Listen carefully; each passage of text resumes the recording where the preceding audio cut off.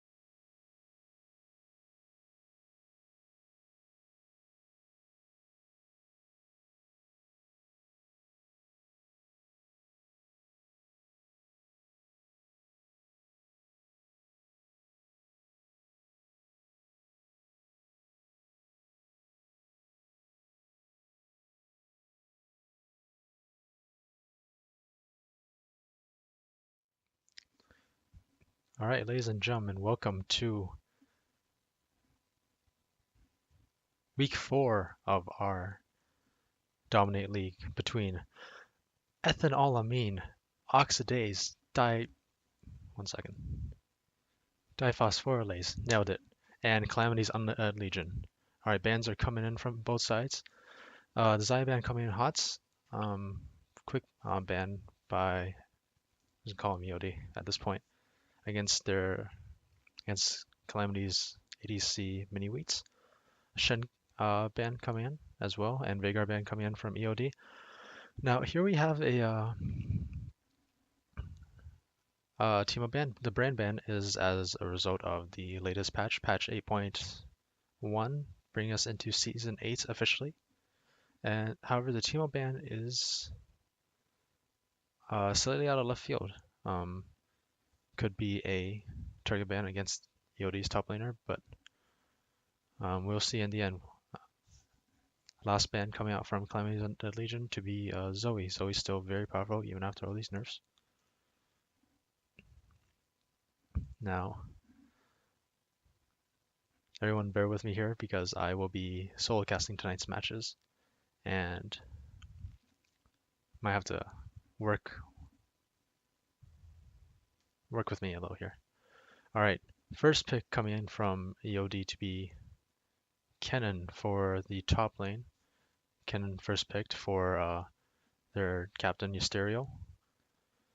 Kennen to be quite a powerful pick right now, good for team fights and good for spell pushing if you choose build that way. Blitzcrank and Rumble come in for Calamity's Undead Legion.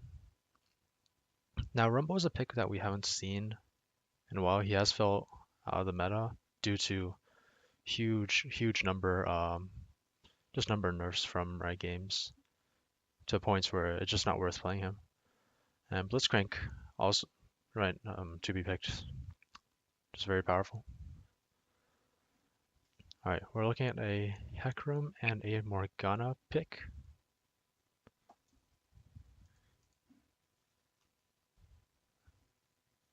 For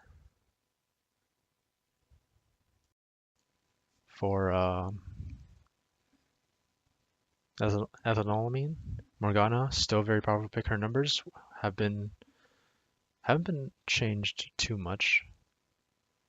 And she still maintains that, that high lane presence with her spell shield. Very good against the Blitzcrank, in fact. And the Hecarim pick coming out for buff Lucian, please, in the jungle. Now this Heimerdinger pickup for the mid laner of CUL, although it could be a top lane pick. Never know when the Rumble is going to go back in the jungle. Very Heimerdinger still has, while he has that very low mobility, lower mobility than most mages, he does maintain very high damage and very, very high lane presence. Alright, we're into the second round of bans here, and Evelyn and Vi banned out for EOD and CUL respectively.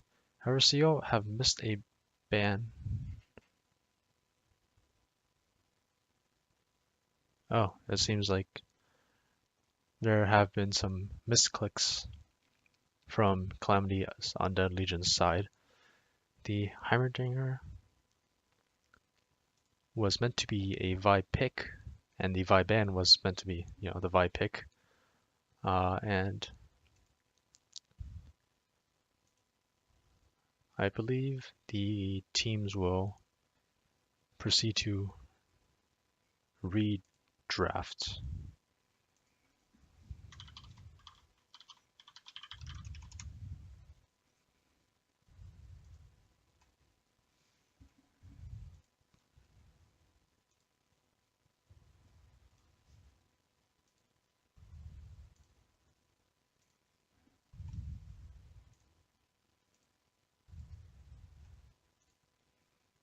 Alright, we are looking at a redraft coming in from both teams as they fix some of the mistakes that were had in the second pick phase. One moment. Something's clicking. Okay, whatever.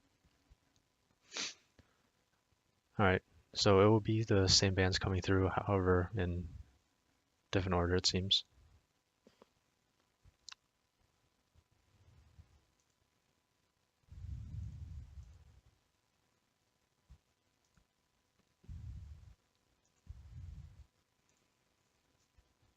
Anyways, Cannon pick, Blitzcrank pick.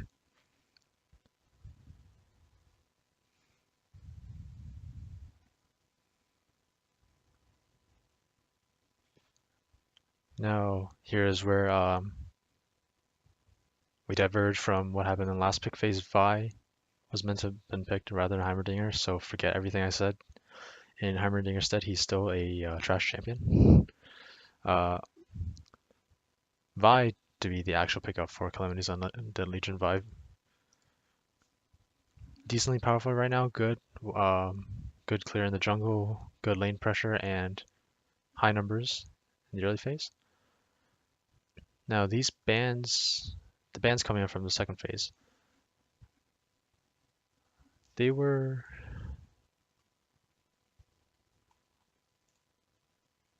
it seems to just be a very high target ban to the ADC of both sides, 2 ADC bans from Calamities and 1 ADC ban for ethylamine, and as a result, quick ADC picks coming out for both sides. Caitlyn, Tristana, picking up what's left of the ADC pool. Other viable picks might have been Varus or Twitch if they so choose. And here we see a Lux mid lane for Calamities on the Legion. Since it does seem to be the Morgana ended up being the mid laner rather than the support. Morgana's laning phase is very, very passive. Does not result in very many kills unless the jungler ganks or she lands a great snare. However, oh no.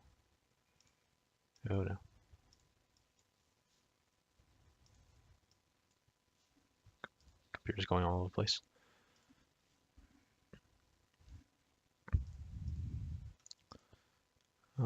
Anyways, lost my train of thoughts. What was I saying?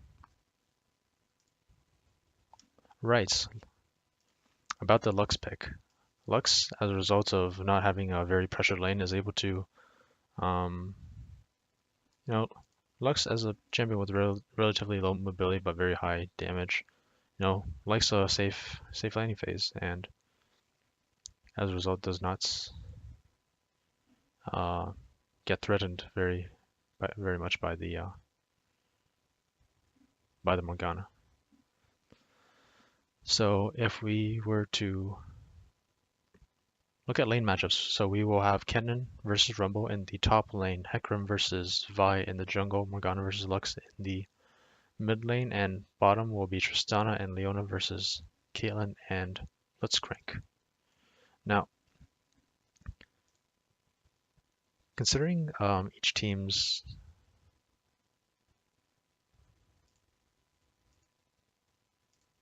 strengths and weaknesses in this sense, it seems as though EOD is really looking to go for a scaling comp with the Tristana and the Kennen. Hecarim is there for the early safety, as is Morgana. The early safety, the early Black Shield is very helpful for keeping the engage of especially Vi and Blitzcrank off of the carries. While Calamity's Untitled Legion, their comp is, while it has teamfight prowess, they're looking to go for more of a skirmish style than EOD would like. Of course, huge mid games power spikes from the Rumble, Vi, and Caitlyn, and Lux as well if she does get ahead in lane, as well as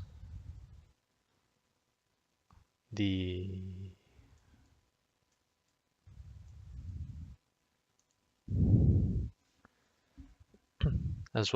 fact that most of the champions on Calamity's side will have a better mid game than EOD.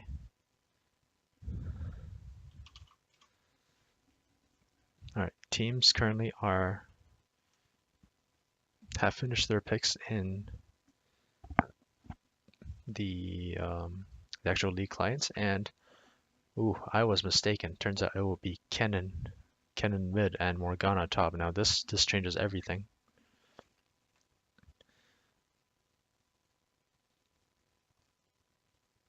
I have to just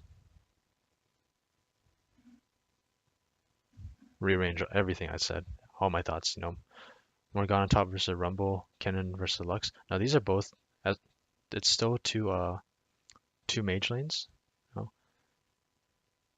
Come to think of it, very high magic damage coming out both sides of the results. And Kennen won't have as nice of a laning phase versus Lux as Morgana would. Kennen lacks some of the early wave pressure, the early wave clear that Morgana has. However, Kennen would be able to match up against Rumble, considering the fact that he is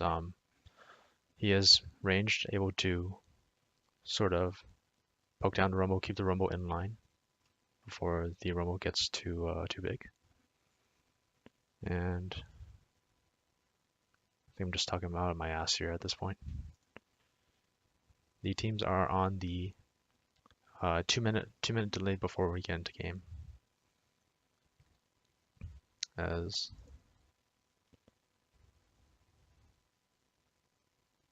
I will take a short break because I can't think of much more to say at this point.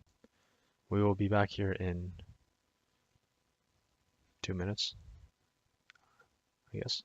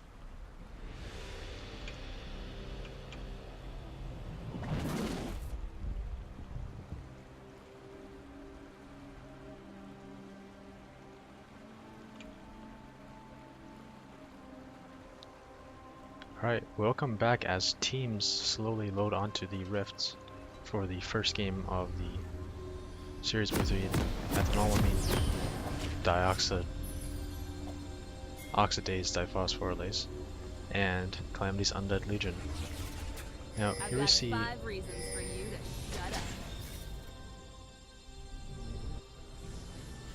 Alright, here we see both teams heading onto rifts slowly Welcome to Summoner's Rift. as everybody prepares for a line of scrimmage while Calamity's Undead Legion sort of group in the bottom side river brush. A pause comes out, however, between teams as they perhaps fix some issue.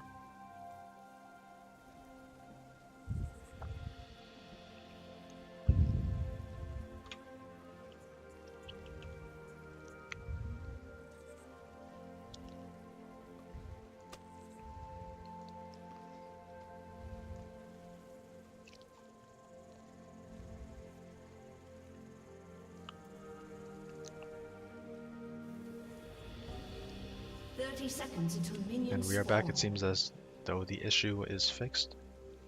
Not quite sure what it was. As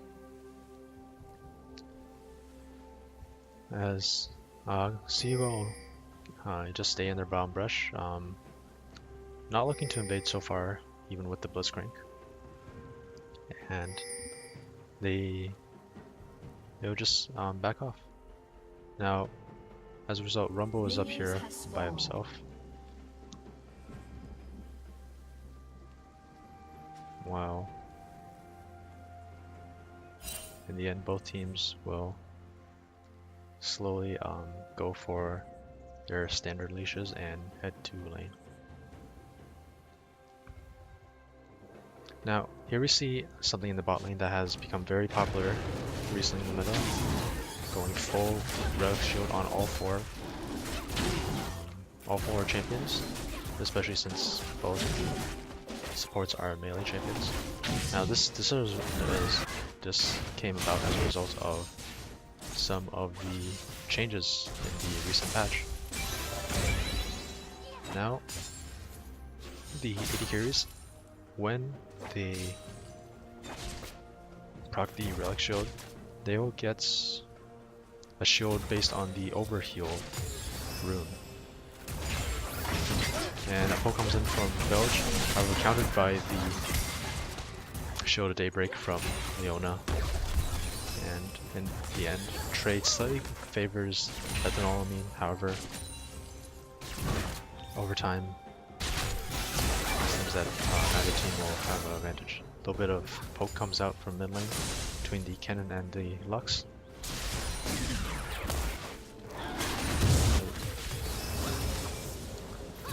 No potions are burned as of yet.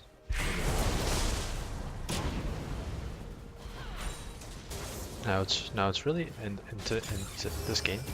It will really be up to the junglers of both teams to make the plays. Morgana and Rumble will end up being a very passive lane, and to the same degree, Kennen and Lux. So it's up to the junglers of both sides to see if they can make plays, get an early game advantage, and just sort of keep the map in their favor, their advantage. Now here, the bottom lane of ethanolamine is roaming around trying to get some early vision down in the jungle of Calamity's Undead Legion as a result of them keeping the lane pushed up.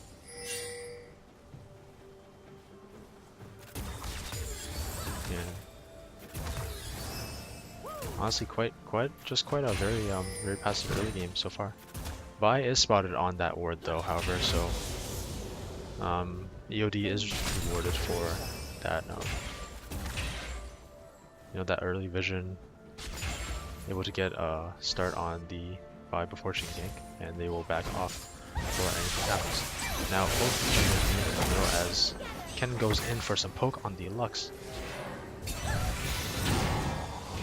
Hecarim comes in with that devastating charge, however does not have enough damage to finish him off as Lux has the barrier, does not want to push too far in an attempt for that kill. Ghost, however, is burned for Revolution phase. Get there in time. Show Daybreak hits onto the Blitzcrank, as does the Zenith Blade, keeping it in time.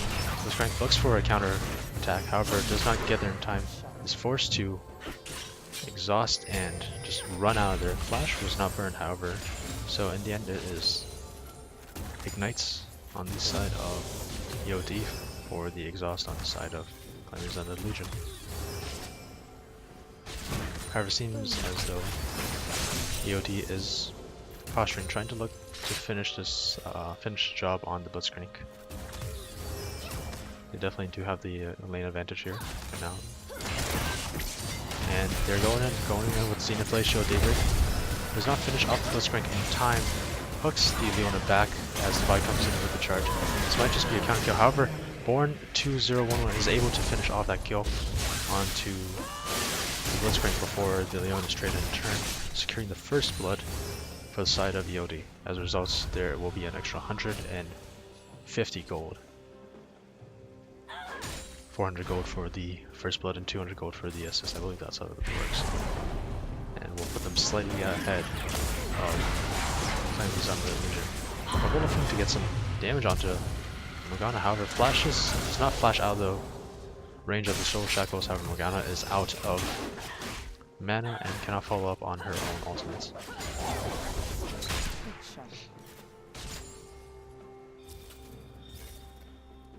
During all this, it seems as though Born has been missing some of the CS in his lane. He's currently down 10 CS to the Caitlyn, and Blitzcrank comes around the side looks for a hook, or is spotted by the Leona and has to back off.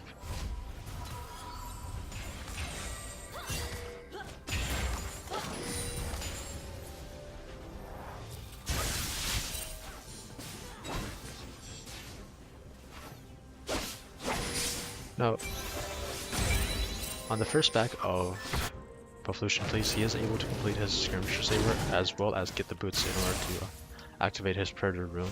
Now that he has Predator and his Ghost will be up very soon in about 10 seconds, he will be able to gank through a lane, through the jungle, wherever he wants. Now the combined movement speed 32% from the Ghost, as well as an additional 45% from Predator, as well as Hecarim's own devastating charge. I believe it gives him additional 70% movement speed towards the very end. That would be a very, very fast horse. Centaur? I think it's safe to call Hecarim a Centaur. You'll just charge down any lane. However, Rhino doesn't really have the health to do so. He is level 6, however, so you might look for the dive into one of the squishy lanes. Then goes in, gets stunned, activates that slicing maelstrom, gets the stun down onto Lux. Here comes the Predator and misses the attack with a beautifully timed flash from Lux. Light comes in with, oh man. Light comes in with that Worldbreaker. Kill's finished off with the Flying Spark. Where Morgana comes back in, gets the Great Binding, and gets the kill down onto the Lux. Now, both teams are out of resources, but for Kennen, that fight was really all over the place. Rumble going for the Equalizer, trying to get the Kennen, however, was just off by a bit. Kennen was able to just walk his way back under turret. Leona arriving in the mid lane looking for a kill, or a good stopwatch for Rumble. Saves him for a moment, however, it's not enough to keep him safe from the Morgana binding.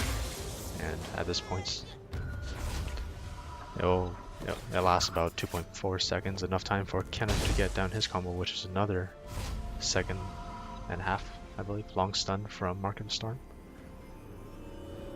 Layered all that on top of the Leona CC, and that is a very dead Rumble. Now this whole time, bot lane has has slowed down a bit from that initial gank. Both ADCs just farming it up as the supports roam. Hecarim is looking to get an early Inferno Dragon, and he is able to finish that off. However, Vi has seen him, and Hecarim is low. She might look to pressure that off onto the Hecarim.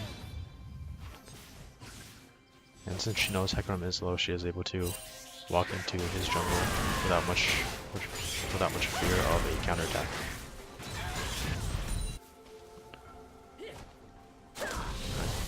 They're gonna go in for the solar for misses, however gets the Zenith Blade onto the Caitlyn, gets Steel Daybreak as well. Tristan jumping in with that satchel charge. The other charge, explosive charge, and finish the kill onto Caitlyn. Even through the heal and the 90 capital nets. So far in this early game, it's really looking to be in EOD's favor. They are up almost 2k gold and the Inferno Dragon, which really helps them get through that mid-game slump that they would have had otherwise against this comp from Calamity's Untitled Legion. You know, help them get to the late game faster, and just sort of subverts that weakness that they would have had otherwise.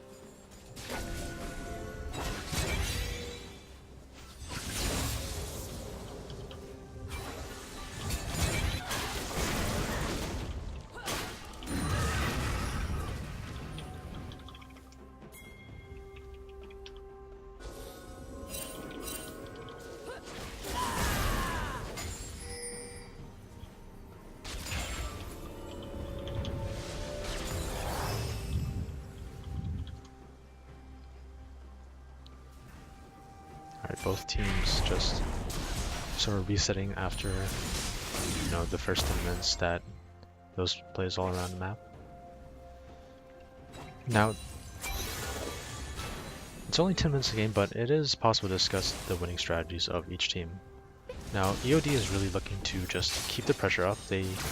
At this rate, Morgana is able to clear the whole wave with just one use of her Tormented Soil. Tristana as well, one explosive charge is able to clear the whole wave.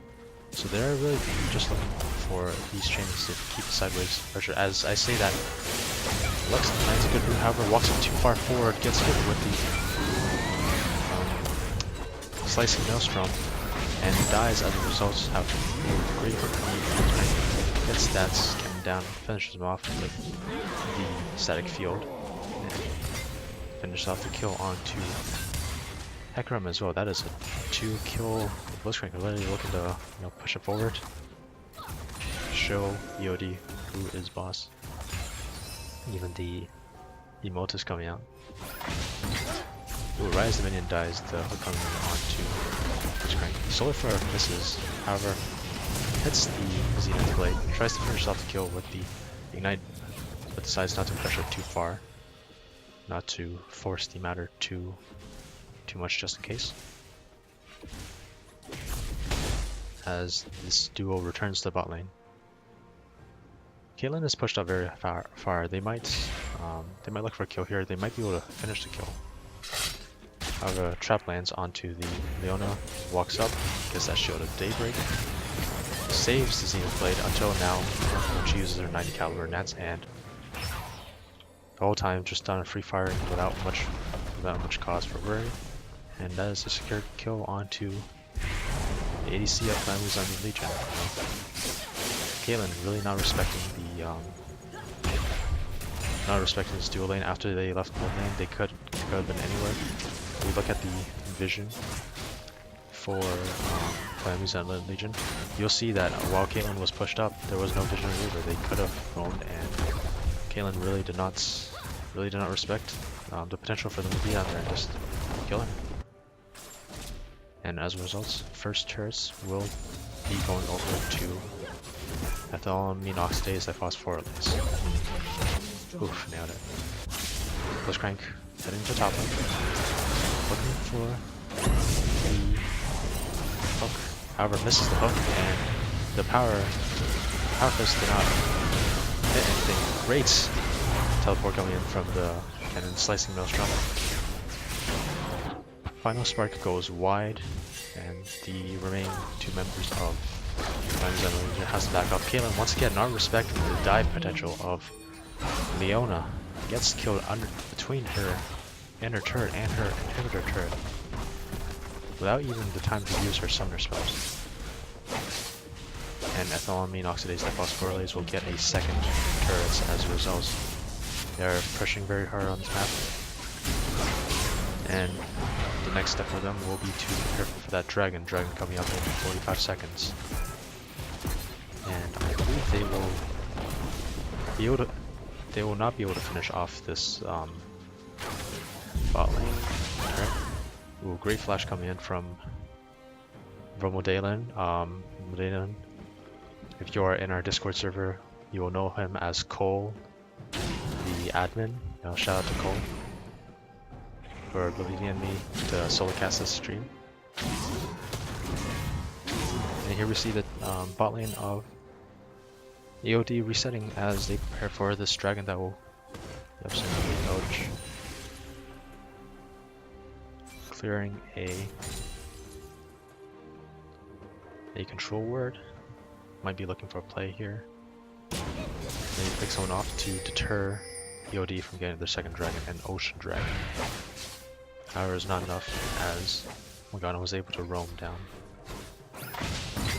Ooh, great hook onto the Hecarim, chained into the light binding, chained into the wall breaker is enough to take out anybody. Another wall breaker coming in from Vi, and Soul Shackles coming into the Slicing Maelstrom, just melts everybody on the side of Calamity's Undead Legion as EOD ends up getting a 3-for-1. They'll look to push out the mid lane. A Dark Binding lands on to the Lux, and we all know what happens when Dark Bindings land onto these glass cannons as they're caught up. Does not bode well for them, and does not bode well for their turrets. The entire outer circle of turrets is taken down for Calamity's Undead Legion as EOD rotates to the dragon to finish off the objectives on the map, to make a clean sweep, so that there will be nothing left for CUL to take.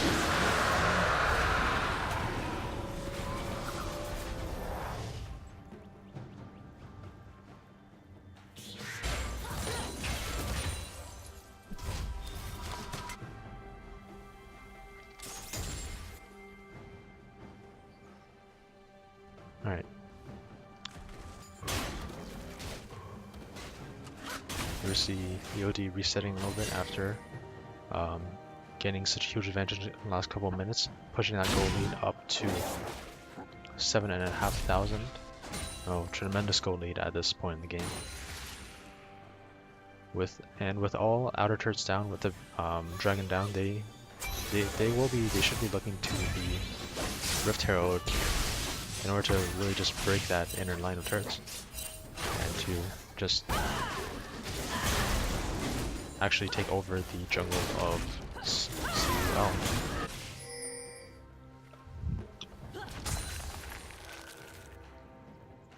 However, CUL is learning from their mistakes. They are warding up in the jungles a little bit, keeping their side lanes, keeping their side lane safe in case a gank overcomes. Considering the fact that the outer ring of turrets is gone for CUL, not even their jungle could be safe. In response, however, Ethylamine just walks around as if the jungle is theirs and clears all these wards in the top jungle. And here is Hecarim is starting off that Rift Herald. The bot lane, Tristan, the captain of Ethylamine, is caught out as he walks a little bit too far. Was not expecting 4 members to be down there to meet him. And the same said 3 members look to get the kill onto the dual bot of Ethylamine. Storm battery comes out, covered. Vi is too far behind. He's not able to get the kill onto the Tristana, especially not as Morgana comes up with the Black Shield and prevents any sort of follow-up from the Lux or the Blitzcrank.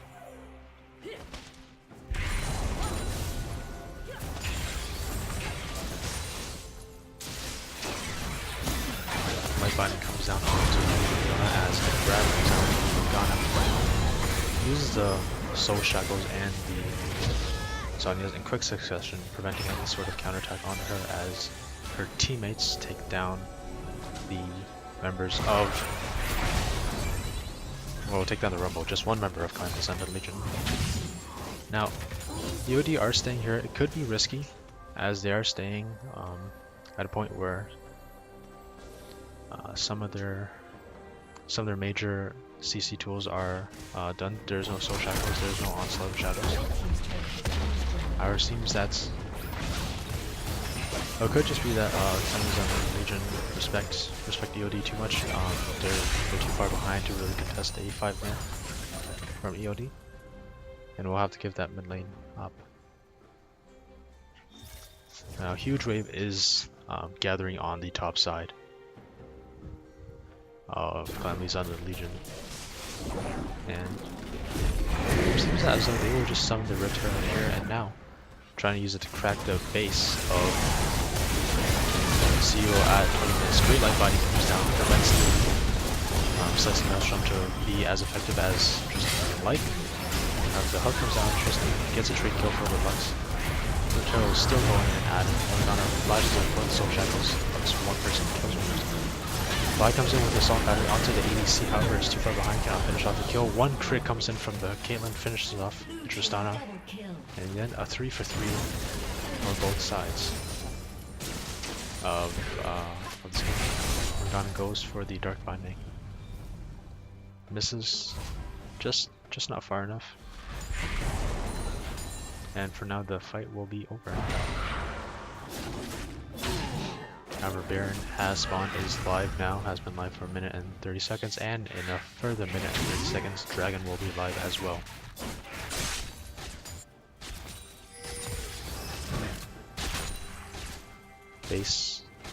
Our base of Calamity's Undead Legion is open, and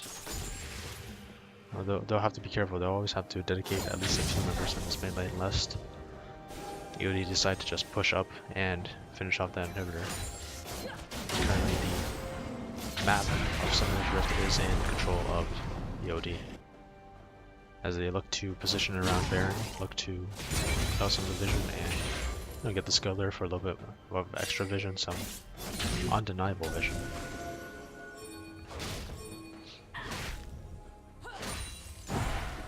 Ooh. Dark Binding lands onto the Rumble, forces a flash out of him. Very important summoner spell for such an immobile champion, gone now for the next fights. Another Dark Binding coming down onto the Blitzcrank. Great Dark Bindings, you know, just as misses. Rumble comes in, amazing Solar Flare.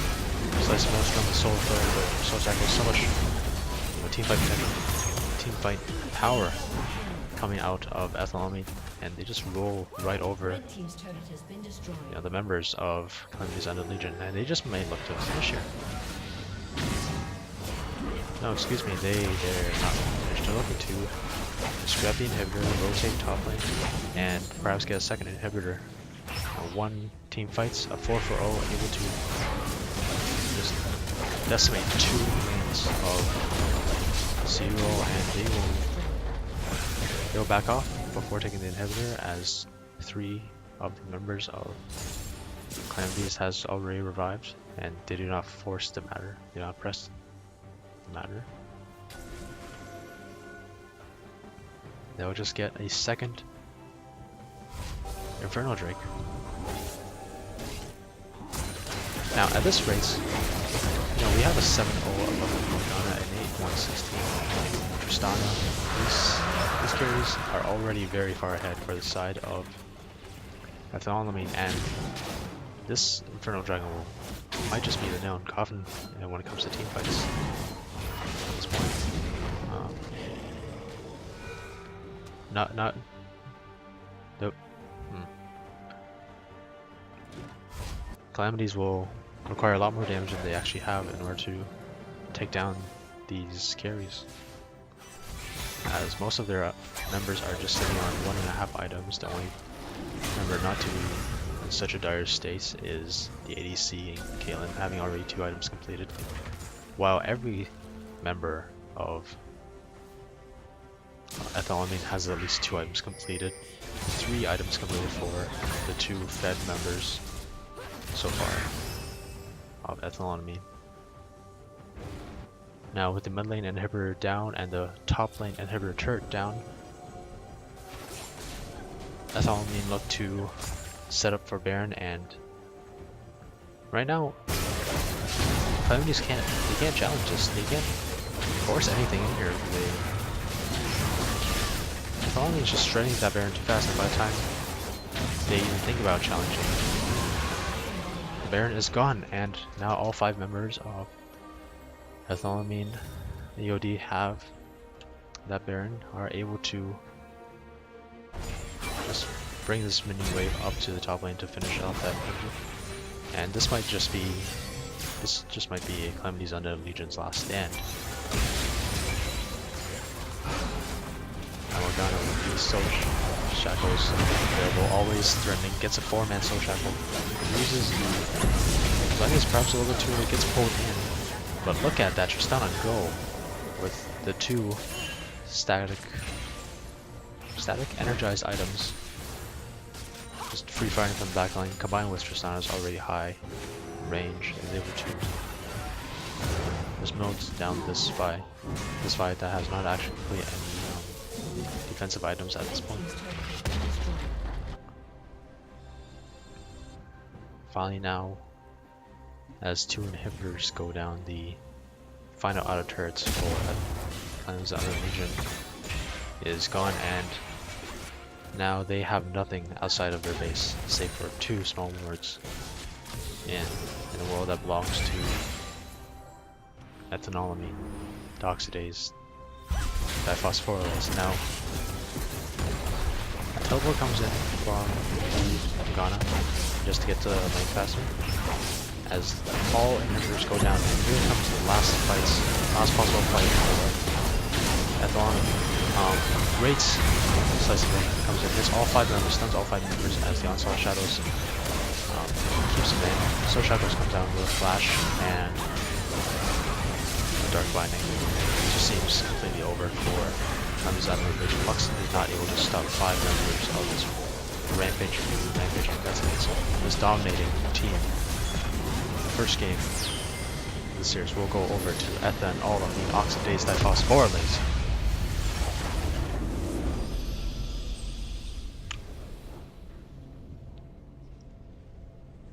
That just hurts to say after a while. Wow, alright. Now, great game for both teams, but in this small section, since I am solo casting, I will just try to look at what went wrong for Calamity's Undead Legion now. If we try to go back, if we try to remember what happened in the laning phase, the first gank out of CUL did not end up to be too bad. It ended up being a 1-for-1. Now, while that first blood went over to EOD, that 150 gold in the early phase should not have been that much of a deterrence, you know. That 150 gold is not the reason why this game snowballed out of control for CUL.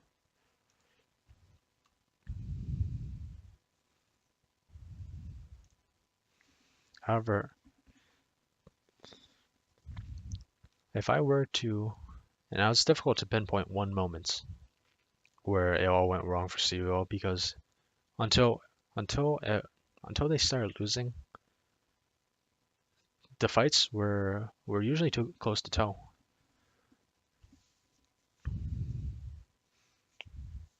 Now I believe the main the main selling point for why EOD won that game so handily was the 2 kills onto the Caitlyn in the bot lane. Now that is just an example of the underlying problem for why CUL lost this game.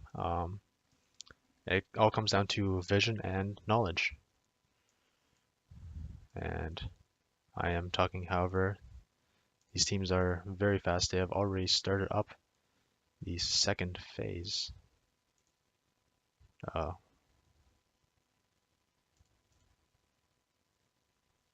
the hell? Alright, everybody pretend you can't see those little champions at the bottom. Bans come in for both sides, as these teams also switch sides, so the names must also be switched over.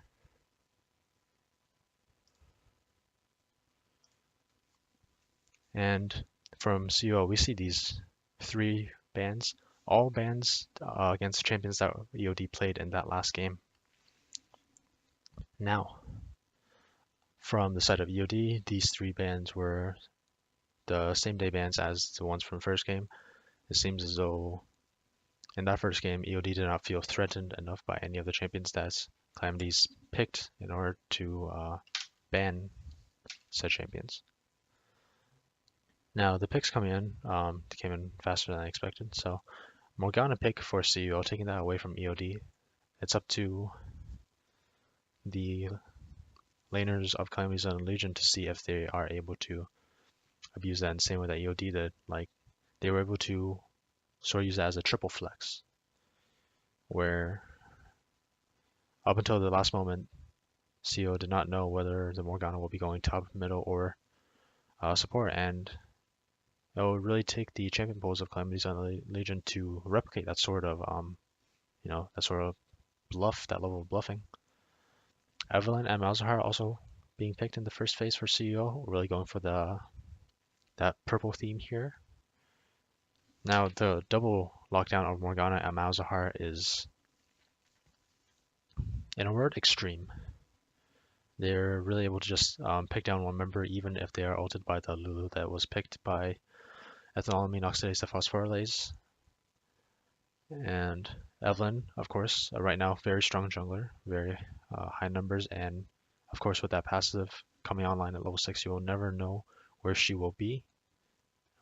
And it also has very high damage.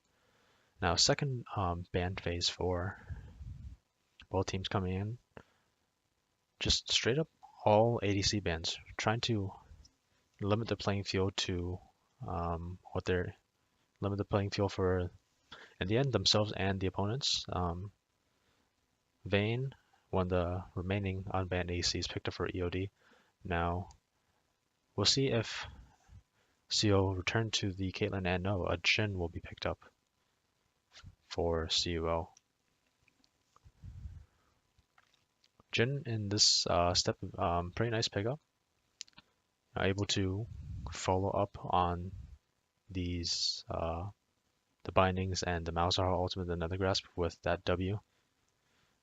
And Fiora picked up for CUL, so now that solidifies the fact that Morgana will be going support and Fiora will be going top, Malzahar will be going mid lane, unless we see something crazy here. No. Personally, I'm not missing the Malzahar support, however, we'll never know. Last pick for EOD, the jungler, and Kha'Zix. Also quite a powerful jungler right now, as these teams, it seems as though they were in the wrong order inside the lobby. As we take one moment, everybody writes themselves, gets back into pick order.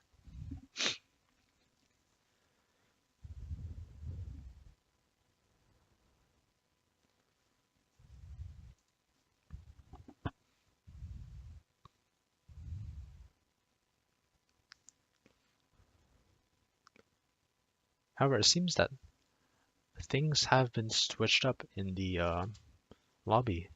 And since I am also in this lobby, I'll bring you some insider information. It seems as though the support and the jungler for Calamity's Undead Legion will be switching. Velge will be going jungle for this game, and Macros 2308 will be going support.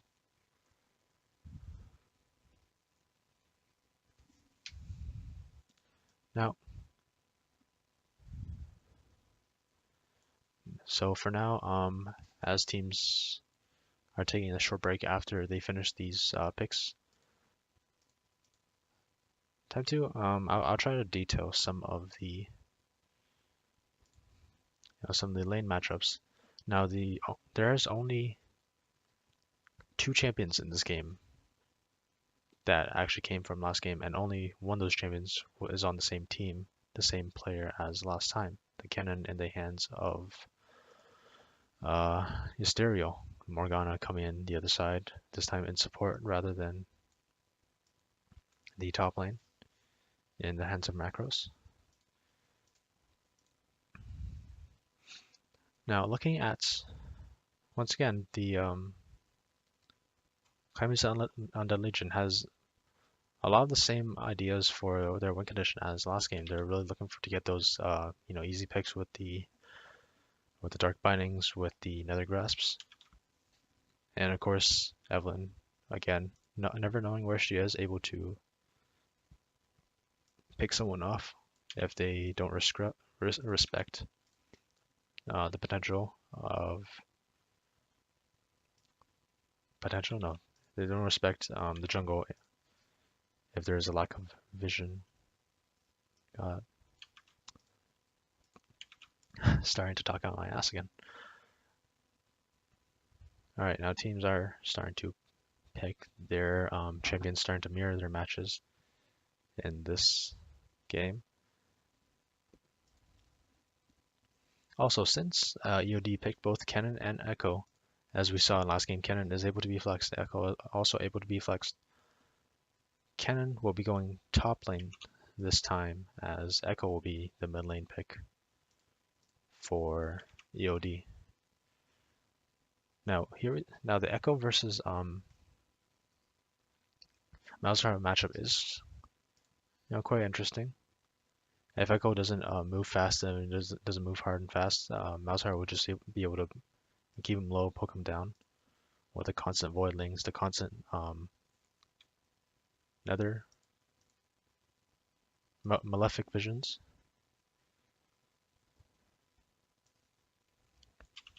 However, if the Echo gets ahead and just goes the the Assassin Echo, the AP Echo, Malzahar will have a tough time farming when he has to respect the burst potential of this Echo.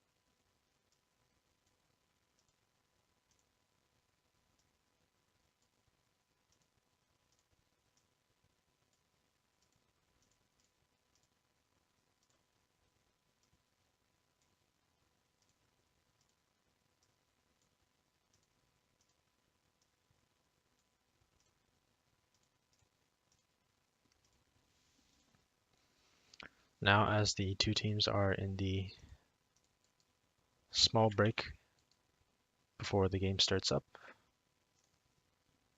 suppose I will continue, trying to describe these lane matchups. Fiora versus Cannon. Now, Fiora has slightly fallen out of favor in more competitive stuff. Still see it every once in a while in solo queue. Does still have that very strong lane matchup. However, falls behind in the fact that I'm saying it's Fiora. She doesn't fall behind in anything when it comes to 1v1s. And mind you, that is what Calamity's Undead Legion will be looking to get. They're looking to get those picks, looking to get those skirmishes.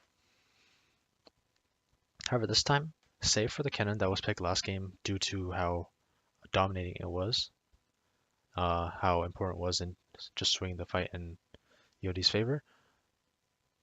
EOD might just be looking to do the same thing, get those early picks with the Kha'Zix and Echo Kha'Zix, bound to invade Evelyn's jungle in the early game before Evelyn's Demon Shade comes into effect, and before Evelyn really gets that burst potential. She does have a slightly risky first clear, as being a mage, having that low health pool in Kha'Zix.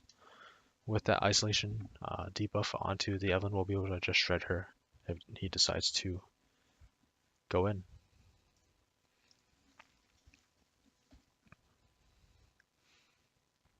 Now the Vayne pickup is interesting. Right now Vayne is able to go with multiple builds, but due to the lack of tanks that on the side of CUL, most likely she will be going the standard crit build with the Infinity Edge and the Static Shift to really just melt the members of CUL, not really having to rely on those silver boats as much as before.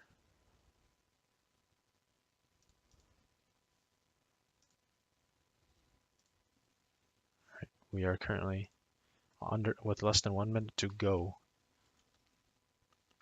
for the second game between CUL and EOD. For those of you that are just tuning in right now, the overlay does not show it, but the first game went heavily in favor of the side of EOD,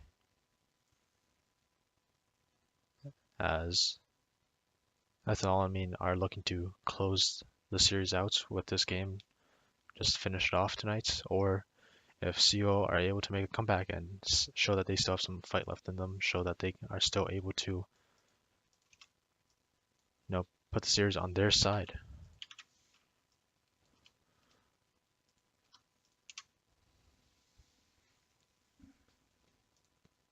Alright, soon the Spectre delay will be done and we will be in game. We'll be back shortly.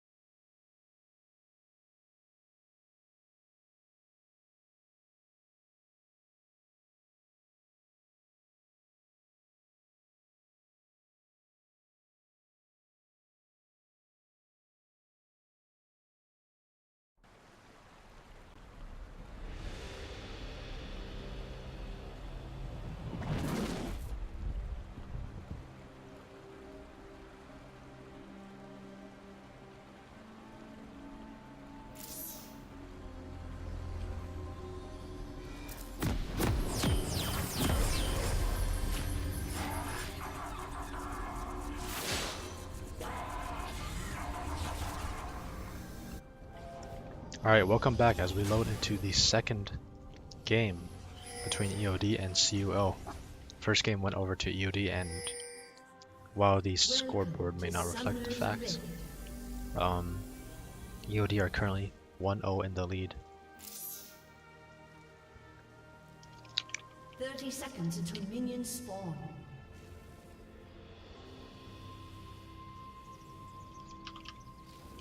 Whoops.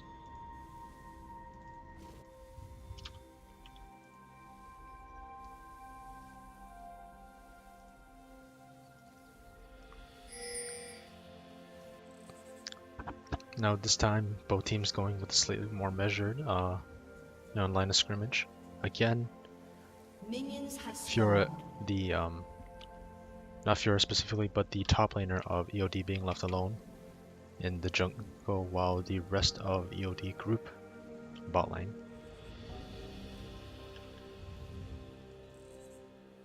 Once again, it seems like there will be standard starts for both teams, both junglers, standard leashes.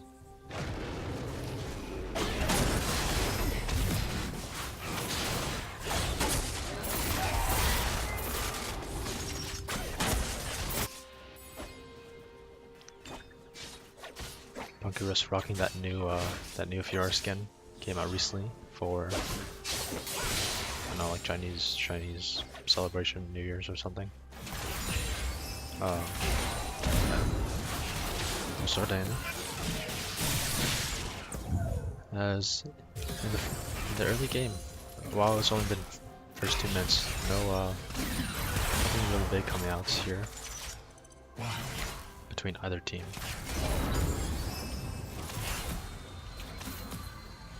As we were just using that area, using that earlier lance to put some damage down to Jin, keeping him back.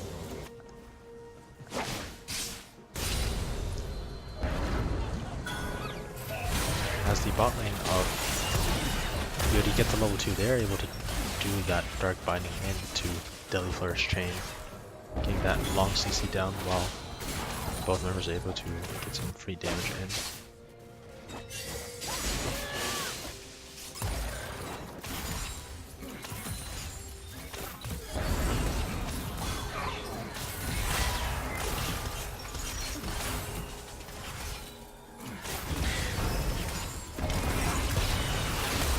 Once again, they're able to just abuse that Dark Binding Deadly Flourish combo over and over, poking down the ADC of CUL to a point where it's just difficult for him to even just stay in lane CS with the fear of getting hit by a Dark Binding.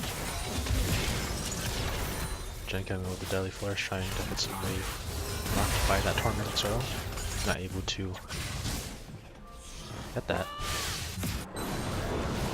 Top lane Cannon with that early range advantage, being able to poke down Fiora, get the wave to her turn, and as a result will lose quite a bit of CS. Having to farm under turrets. Now, contrary to what I predicted in the pregame and the picks and bans, Kha'Zix's actually not going for any sort of aggressive play, and would rather is rather content to stay in his own jungle. However, he's looking to take the blast cone over, looking to get their early gank into bot lane, take some of the pressure off of their ADC, the Vayne, currently having a little trouble dealing with the heavy CC from the side of EOD. A Dark Binding misses from Morgana as well. However, the Elu is not able to capitalize on that, pressure down very hard from the presence of the Jin.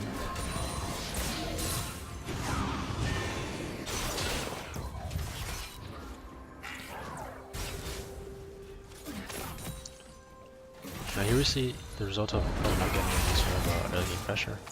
And Malzahar, while only even in farm, is able to just keep the pressure high on the Echo. Echo is trying to keep the CS steady, has exhausted his mana pool and is only at half health from the incessant poke of that Malzahar.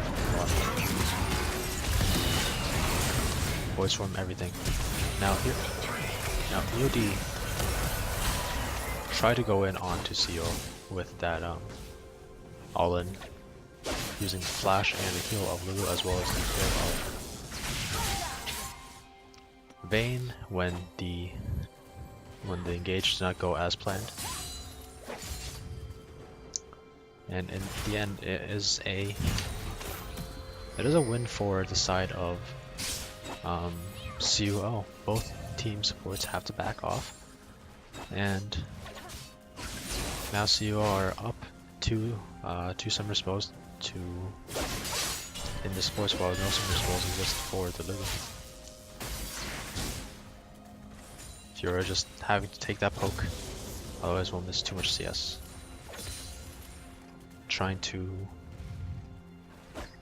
get a little bit of damage back down onto the cannon. However, she has a mounted massive wave and is currently level 6 over cannon's level 5, so she might look for an engage here and now. But the Echo is roaming up a little bit. Does not get spotted, however, Fiora does decide to take this moment when the wave is pushed up to back. So teleport is down from the first back.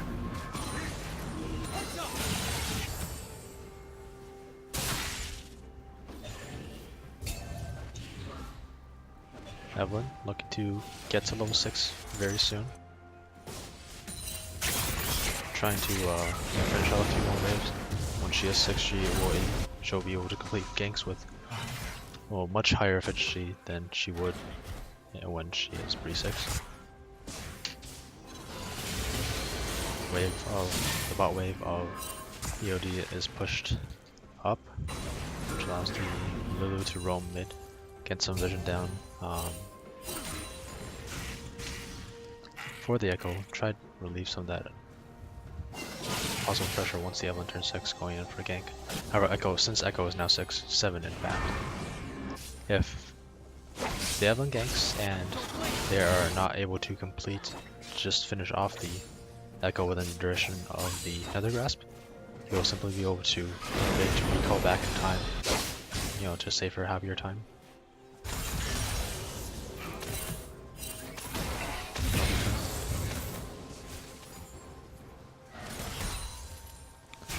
First dragon is up, and it is an Inferno Drake.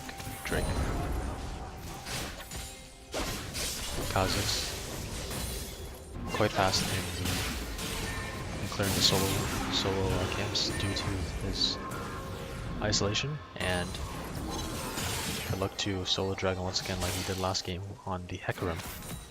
Now Evelyn is in the mid lane. Since she is 6, that Demon Shade is active and is able to just posture in strange and unusual ways. Dark Biting hits onto the Bane, forced to flash out. Current Fall comes in, one shot hits, second shot hits first blood for a Jhin. Third and fourth shots I assume did not hit as the camera just decides to pan away. It is quite prophetic in these situations, knowing who will die and who will not. But the first 2 shots, quite good shots from the side of Akami's Undead Legion, and contrast to last game, this time they are the ones who have the first lead in the game. Echo looking to get a little bit of roam down, looking to get some vision, get some knowledge on where Akami's Undead Legion are, and he's seeing Evelyn more than he is willing to take and has to. And his phase rush, phase dive his way over. Once again, Fiora pushing up the top wave against the cannon, and this time, that was strange. It seems as though both junglers just sort of walked by each other. The Kha'Zix does use assaults for a little bit of movement speed, does not, however, hit his void spikes, and does not slow down, therefore we'll have to just back off. Ellen come in with the Demon Shade, the root hits. Ellen come in with the 1 hit, 2 hits, finishes them off with the last caress. And the Gromp as well. I'm just getting a little bit more gold for her time.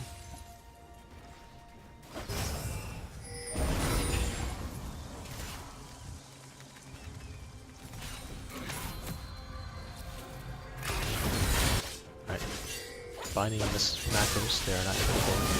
However, this cannon goes in with the slicing mushroom, tries to get the kill as Echo comes in as well. Fiora uses that riposte, takes off the damage from the phase dive, however, not enough to finish, keep himself alive. We'll use that hugified walk growth on herself as Bowser comes up top, gets that Nether Grasp down, However, there's not enough damage and it just dies to the incessant attacks from the... Ooh, Echo just going for some fancy hits here. However, Void something. Hate spikes from the Evelyn just do too much DOT for the Echo to compete with. And the Triumph rune keeps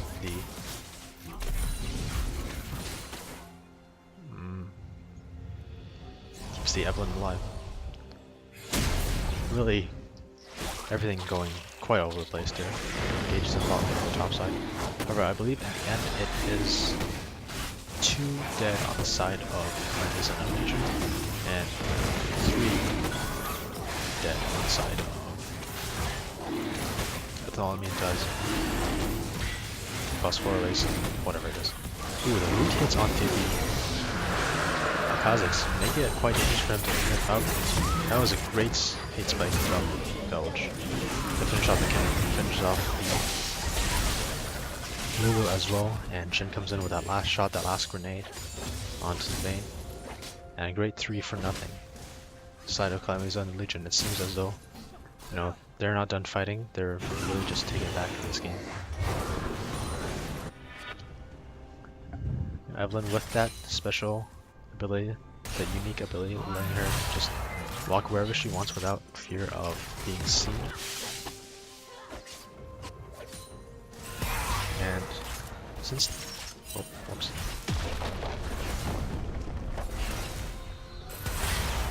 There are no members of Bartholomew near here, and the first turret will go over to Clemens. 12.5 minutes and they are up 3,500 gold. A decent amount of gold at this point. And most of it on their mid laner. On the Echo as he is the one with... What am I saying? The other way. Echo is looking to get a kill. Returns kill. Gets that 3 hit off the Z drive resonance. And finish off that Evelyn with currently no defensive stats. Just notes under the high base damage from the Echo.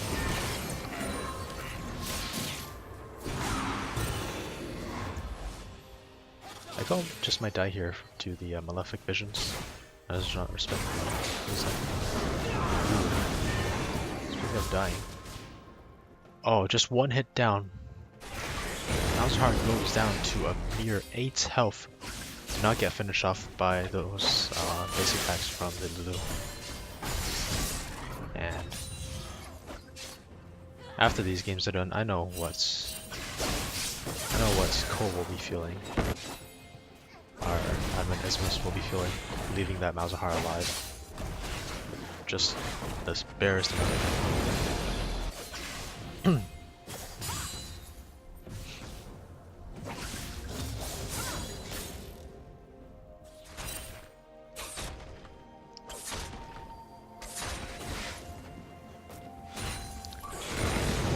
The constancy of this cannon pushing up the wave against the Fuhrer has paid off. Cannon is now TCSL. While Echo catches Evelyn out of the river, tries to finish a kill, however is supported by the Malzahar.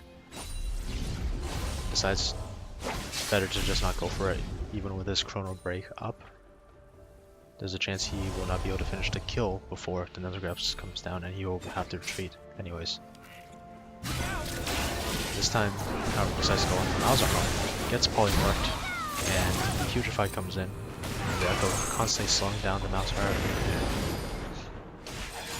Just not able to escape that AoE slow from the wild growth. And definitely, I believe definitely one of the hidden great things about the Lulu Ultimate, rather than the health buff coming out of nowhere, is that AoE slow. When you put on a melee champion, when you put on tank, those less mobile champions such as this Malzahar or Jin will just not be able to walk away. See him kind of pushing out. This Kha'Zix might have been enough more than he could chew, is forced to use that ultimate to just sort of kite his way around. that Evelyn out of the way. Once again, the Echo goes in. The Soul Shackles comes down from Morgana, gets hit with the Nether Grasp and Deadly Flourish, Dark Binding. What every single snare out of that mix bag. 4 shots coming in from the Jhin is not enough to take down Lulu. And however is enough to take her away from turret. Force the teleport out of the cannon to try to keep this turret alive. Try to keep the map from being opened up too much. Meanwhile, Malzahar teleports down bots to grab a large wave.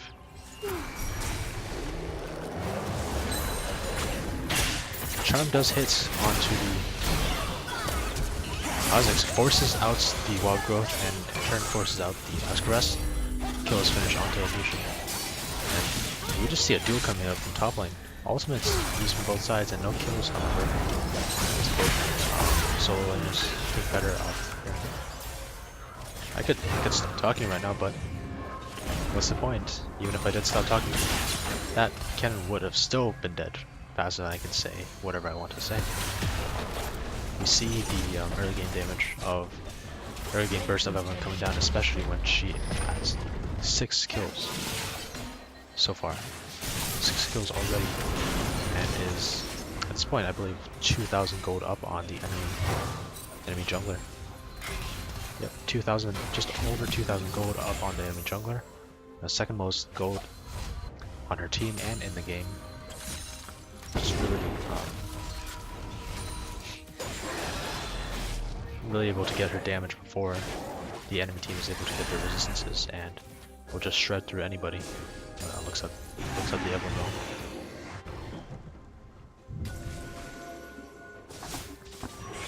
Now Calamity's Unleashed Legion did reset, and as a result, ethylamine oxidase phosphorylase is looking to rush a dragon here, sneak a dragon while the members are just moving out base, and I believe they are able to do so. The Jhin furthest out ahead will not be able to reach the dragon in time to see it. Tries with the Deadly Flourish, but is just a second too late. Dragon goes over to ethylamine. There are now 2 dragons to 0 over Calamity's Untitled Legion. And this build-up of dragons might be their hope in this game when they are not able to, compete with the damage at this point. They will compete with the burst damage. In turn, however, Calamity's Undead Legion got Rift Shield. And with the mid and bottom outer turrets of ethylamine down, they will be looking to use that either top lane to complete the outer ring or mid and bots to really just bring that wave, that line of scrimmage even further. Really push the fight into ethylamine's side. Members of ethylamine are creeping topside. Slice Mildrum comes out, stuns on the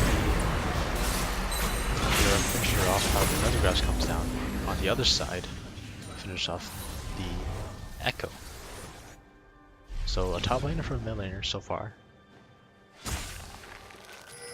And as a result, it seems like neither team is able to capitalize on this decides. They don't have enough of an advantage off these kills to pull anything.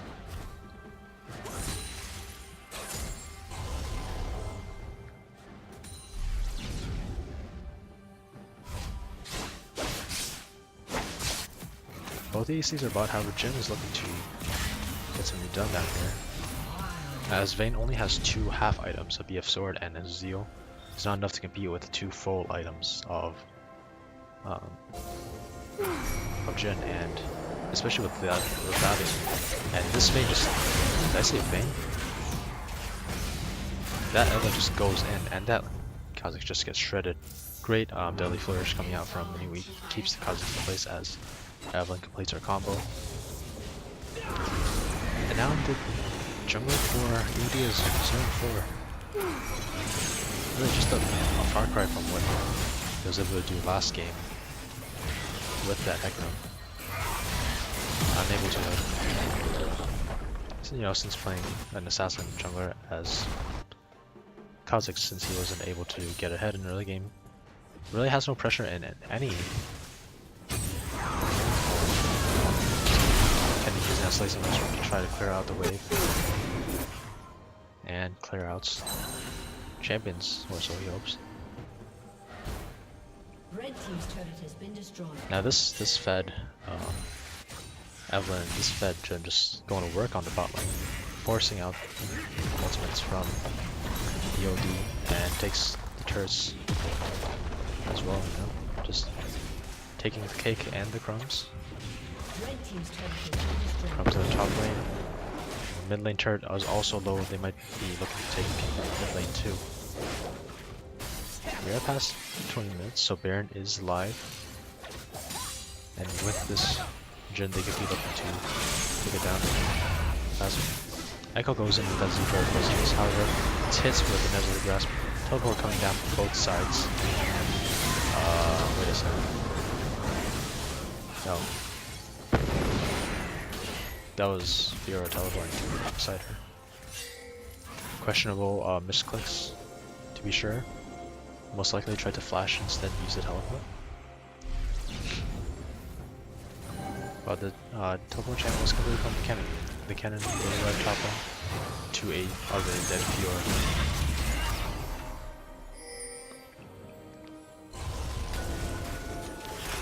Now, Clancy's pressuring in that mid lane, trying to push off the turret. That was just going crazy on this cannon. Amazing Zhonya's from cannon.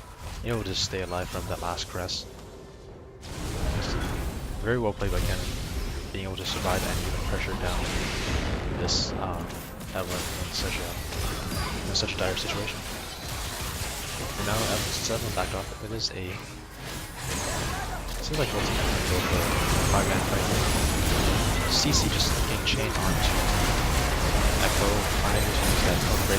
Kha'Zix jumps in, isn't able to complete anything, and too far behind for his own good. And as a result, it is a 2-0 on the side. On the side of Clancy's finish off that military and trying to finish off that Lulu as well. Gets that last hit, not even a last hit from the side of Jhin. Last hit goes in the vein as well as it's grenade. When you beats, shown his proficiency on this champion. To finish off these kills, and they just might be looking to take the game here. Kha'Zix and Echo are back up from the last fights, and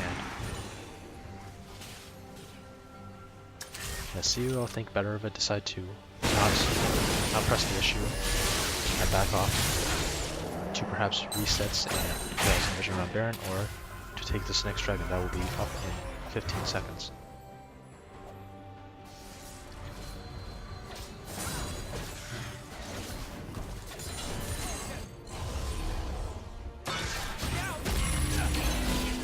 Now, as a result of everybody on that mountain reviving, the health reset back to full, and Clancy's still limping a little bit after that last fight. They are trying to press out the map, press out the waves as fast as they can. However, this Evelyn is just too big for her own good, and this Kha'Zix too far behind, and too sad in this situation. As Evelyn just catches out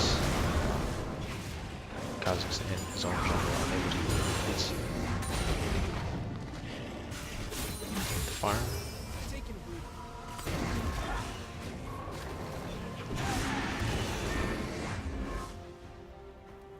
And now, Clancy's Under Legion will resets and prepare for their next fights.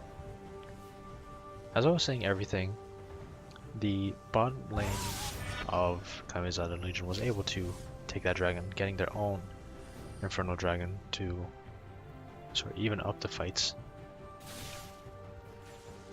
If one can call this fight even. More like taking away some of the hope that Ethylamine had of them being.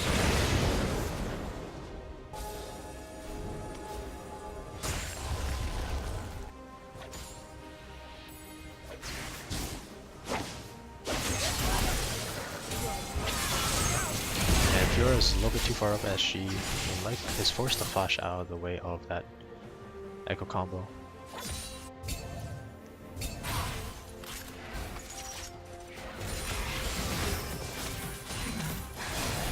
And you see what a dire situation right now. It is like Echo just sort of hop over the wall on the other side. The kill is finished off by the Baron as the mining keeps going, breaking back. It's these sort of little slip-ups that just keeping EOD from coming back in this game and is just giving. Oh, and the FF comes in from the side of EOD. Besides stats, the game is over at this point, and they would rather move on to the next. Alright, and now, as a result, CUL are able to tie up the game 1-1, as we will soon be moving to a game 5 between ethylenamine dioxidase diphosphorylase and Calamity's Undead Legion.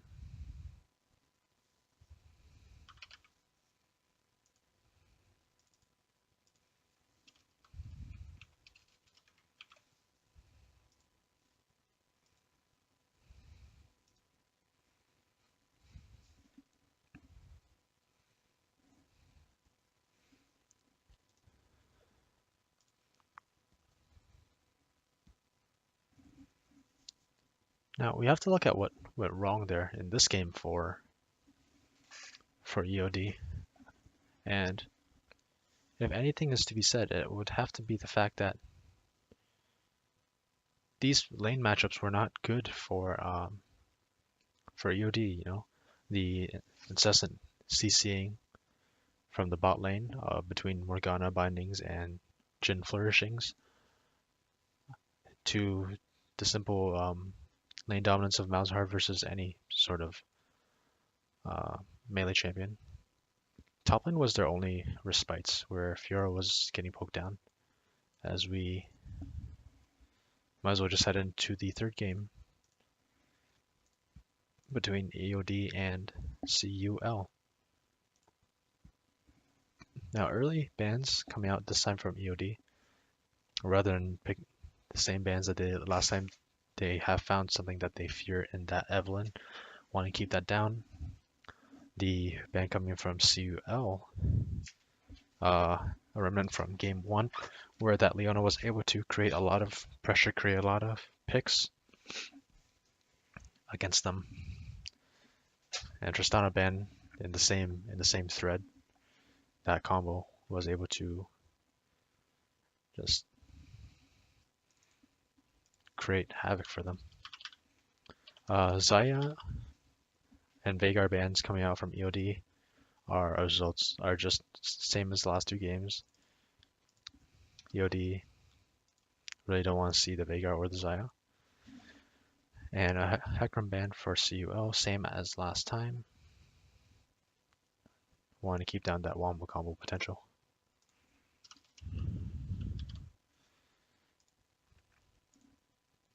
Now these are some very, very, very, very different picks here, and I'm not even sure if it was on purpose. I'm not getting any messages saying that it was a mistake, so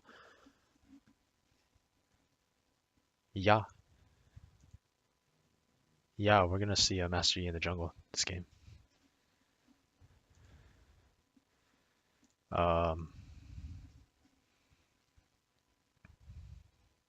What the hell do I even say about that? Like, you can basic attack, and you can run fast, and you can basic attack faster. Great gameplay, great outplay potential. Not quite sure what to say about that. Anyways, other picks, however, coming from EOD. Morgana from game 1, this time not picked away, this time they get the first pick in the Morgana. And considering what they were able to do in game 1, they might just keep using it as a flex pick. However, this Morgana will be going top again with the Karma mid and the Lulu support. God forbid I'm wrong, for all we know, we're going to see a Lulu mid Karma top and Morgana support. Anything can happen with this team. And the Twitch pickup for EOD, so definitely looking for, rather than a 4 support comp, just support the Twitch, they have that backup plan in the Master Yi, that Lulu really being able to help both of these. Most likely we will be looking to see our incensors rushed fast and rushed very fast by Karma and Lulu. Now on the other side, for CUL, we see a lineup of Shen, Malzahar, Jax, Braum, and Draven, who does it all. Malzahar is the only pick here that has been picked before in these games on the side of CUL.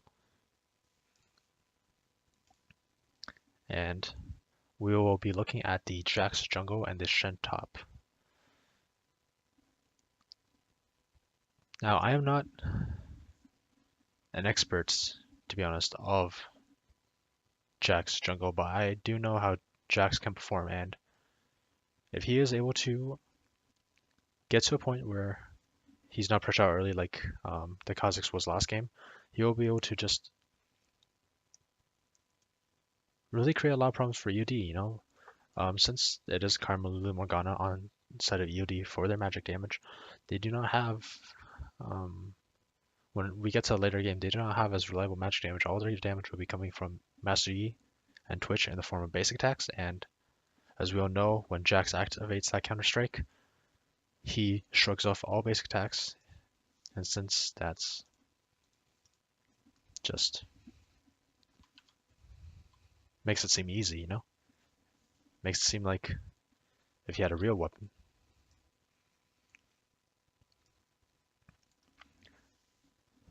That Braum pickup, I believe very good against the Twitch. However, it does not do any favors for them against the Master Yi. But it does help against the Morgana binding, so the Braum pickup looks to be, something to keep them from getting picked out like they were in the first game, constantly by the Morgana. Shen pickup looks to just be something that CUL wanted. In the first 2 games, Shen had been constantly banned as EOD did not have anything else, any sort of target bans that they wanted to use. So this time, Evelyn was banned out, and Calamity's Unlit Legion was able to get that Shen that they wanted. We'll see if the bans for Shen were called for, or if EOD is able to keep that Shen under wraps with this Morgana in the top lane.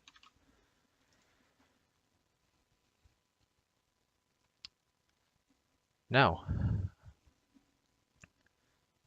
back to the jungle matchup. Now, this has got to be by far the most interesting part of this game. We see a Master Yi versus a Jax jungle matchup.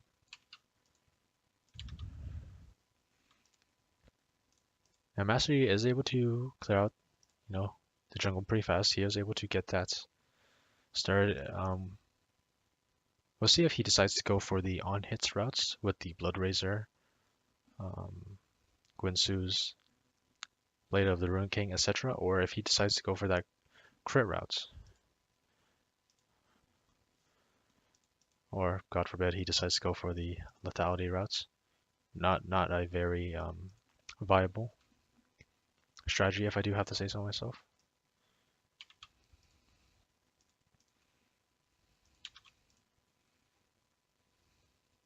And on the other side, Jax. Now, this is a champion which really just really has to just get ahead a little bit. Now, if he stays behind,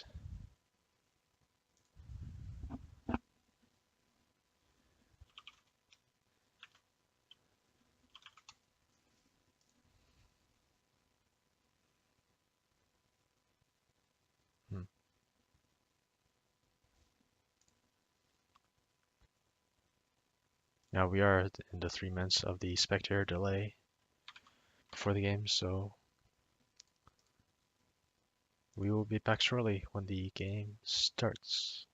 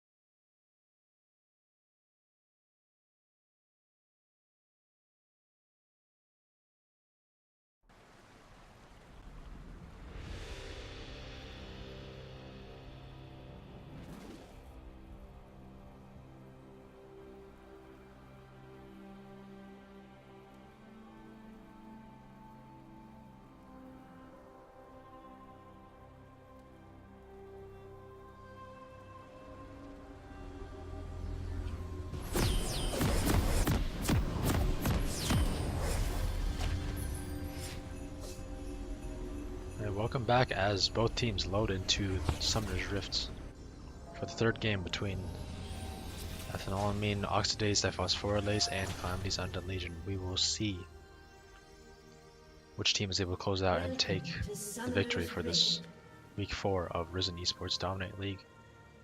Both teams set up for that line of scrimmage again. 30 seconds until minions However, this spawn. time, perhaps by sheer chance or in their attempt to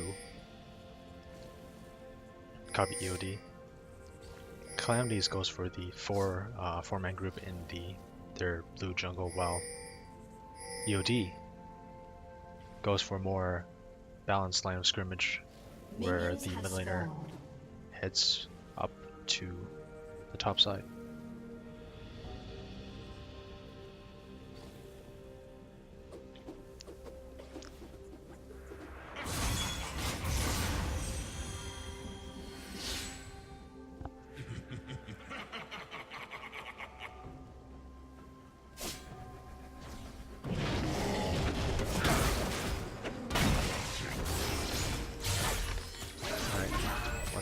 third time standard. Leashes coming out for both sides. Wasn't a chance that the poison ticks from which were going to take the red buff away from the Lee Sin.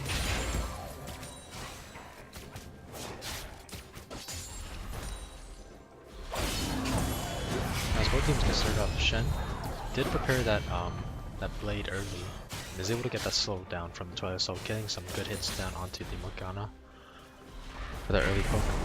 But gets hit back with the Aerie and the Tormented Soil, you know, with the range advantage that Morgana has, is able to keep Shen at a distance, able to keep him down low. Bottom lane of Calamity's Undead Legion, hitting that level 2 before EOD can, and with Draven hitting level 2, gets that Blood Rush Spinning Axe combo, able to use his mana pool in exchange for a huge amount of early damage. I say it in such a way because he can just really burn through the mana pool if he is not careful. Shen go in with that Shadow Dash, misses the taunt. However, Jax comes up top with that counter strike, jumps in, hits the stun. Flash coming out from Morgana. Our Flash is both available for our side of Zero, but misses the auto attack. I believe the auto attack was cancelled as a result, and nothing was taken from the side of the Alamine, and in the end it was one flash for a flash. And top laner Stereo has to back. However, it is not for naughts. The wave and the top wave for EOD is pushed up, so Morgana is able to save that until we're able to just walk back to lane. Mastery comes in for a gank, but with no CC and the lack of damage, he can do nothing but pop this passive from Mazhar and provide a little bit of pressure for his mid laner.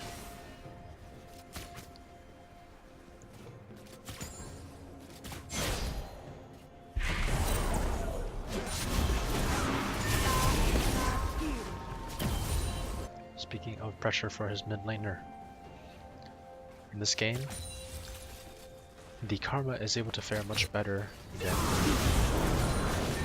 Echo did last game, especially with that range early game damage from the Mantra. Gets down quite a bit of early game damage. Walks into the minion, but takes a lot of damage from those minions, and takes a lot more poke than you know she was hoping for, she was expecting.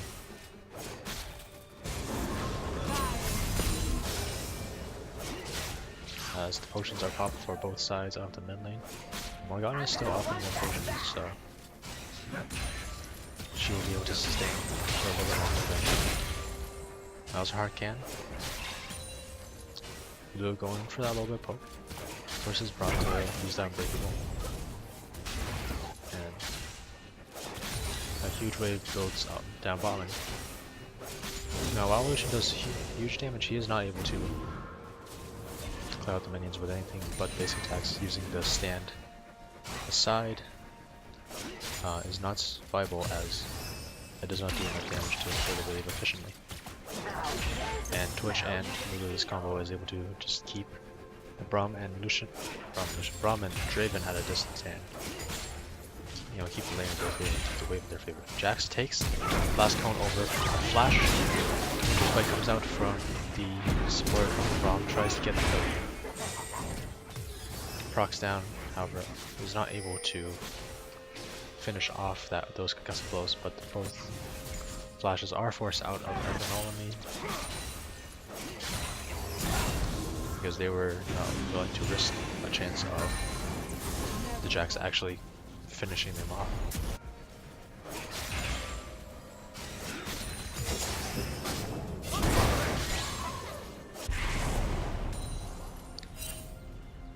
Now this Jax is hanging around bot side, knows that both flashes are gone from the bot side of Ethelon and is looking for a return play, a return gank. Since this shown something about me, he knows that there's no way a early stopwatch comes out from Morgana a lot earlier or than she was hoping to. Not quite sure how to make of it. That Shen was able to do damage, however, I don't believe he was able to do enough damage to, to warrant a stopwatch usage. Now currently Morgana without the stopwatch, Flash still down. Jack's gonna look for to get in 2 of the lanes here to finish him off. However, as Draven is low, Karma coming down for the game, looking to take down some members of how can stand. Standing Guiding comes down, Tobin comes down with 1,000 fire. There's 5 members of the bot lane. Both sides. First blood goes in favor of Cleanse and Legion, returned by the Morgana kill onto Ram, and Karma comes in with a kill onto trades are just being traded all over the place. A mantra Q shot the Shen as level 6. Low 6. Master just goes at it, just slapping everybody down. Triple kill in the end for the side of Karma, and as well, she is able to most likely just finish her Themes on her next back. I believe overall that was an ace. Yes, it was an ace on the side of enemies on the Legion. And now even more than just, the 5 kills to 2. Ethylonamine is able to take the dragon off the back of that fight. Now everything is being swung in their favor with that 1.4k gold lead and Cloud Drake to the name. Ethylonamine is looking to reset after that fight, spends all that gold that they got from that fight to push themselves further ahead.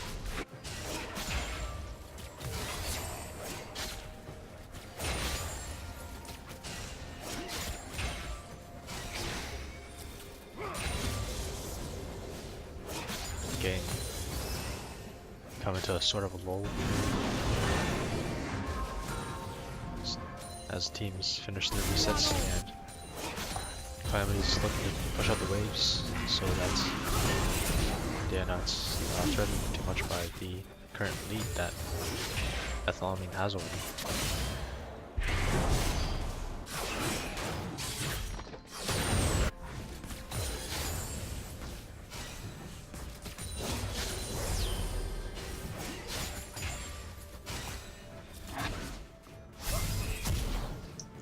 Now looking at lanes, it seems that all the lanes are content to just farm down, play a low poke where they can, and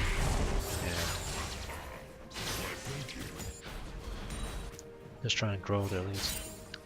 But while Ethylonamine is up 5 kills to 2, they are down in CS in all their lanes save for the jungle. Top lane is down almost 10 CS, mid lane is down almost 20, bot lane also down almost 20 CS, and that brings the gold lead down. Blue goes in with the wild growth on herself, which comes in with a spray and pray, heading down to both members. EOD finishes off with that contaminates, but he's a little bit too far up. Jax comes in, smacks him down, Blue. Stand united by Shen just in case to keep that support alive. Perhaps was not needed. And in the end, it is a 2-for-1 for the side of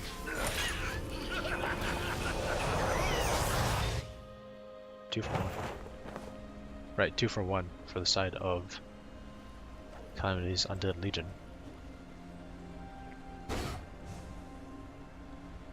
In this game, contrary to the last couple of games, the bot lane of EOD really not getting that early lead that they would want, and now have to play from behind. That's which really a definite lack of items.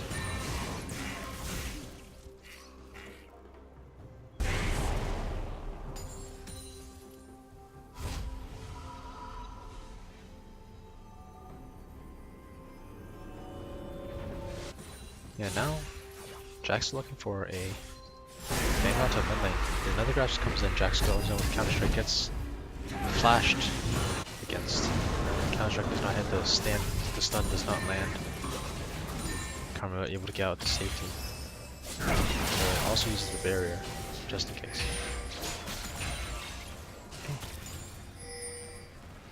Now, Mastery is looking to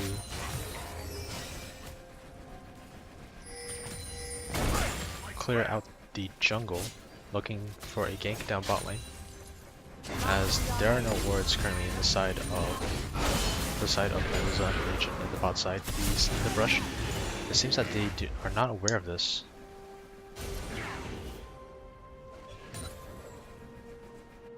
But he backs off just the same. His red buff is now up, and we'll just proceed to red, clear out the jungle, getting that nice gold per minute.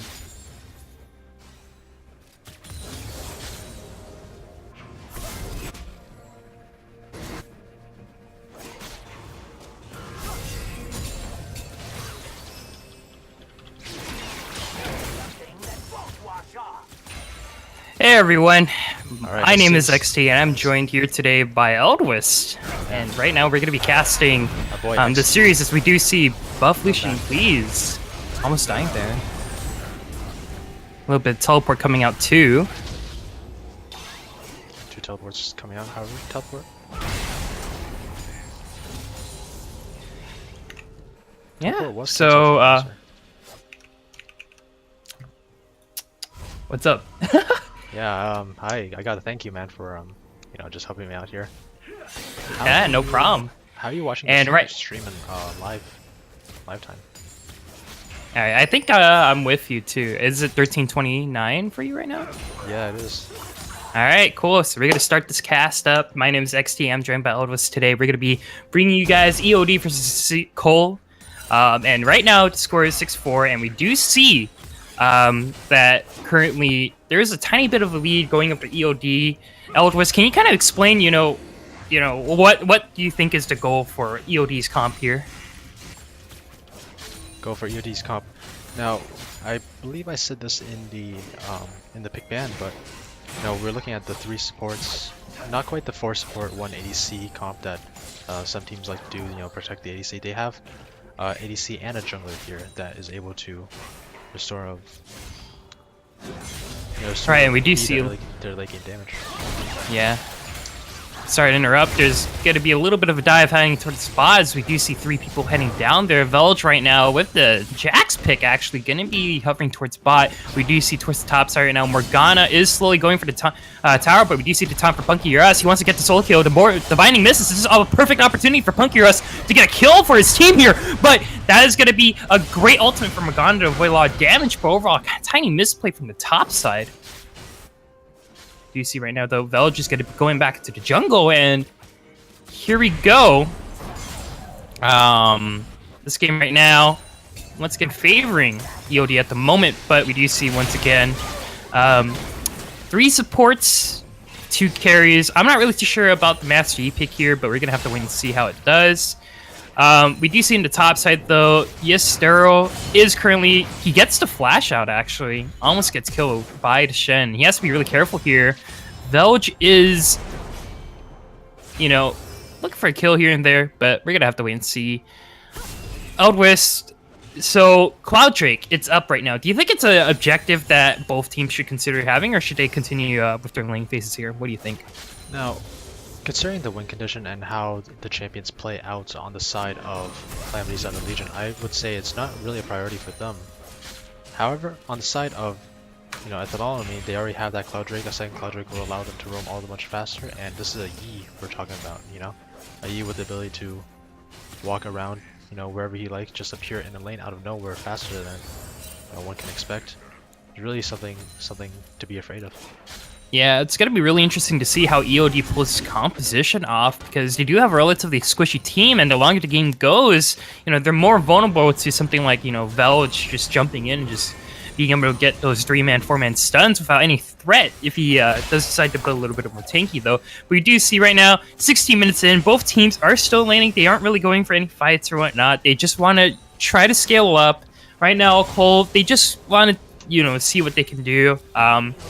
get their ADC ahead, see if they could do anything. But here comes Buff Lucian, please. He's on the Master Yi, and he's here to play. Gets onto Mini Wheat, but oh no, Buff Lucian, please. He's under the tower right now. He gets stunned, and he's gonna get taken down, but so will Draven. And here comes Velge right now. He gets a stun onto Born, and Born 2011. It looks like 1997, as he's gonna be taken down along with his support. Tristine gonna be taken down too. And what looked good for EOD turns really bad, and it ends up being in CUL's favor.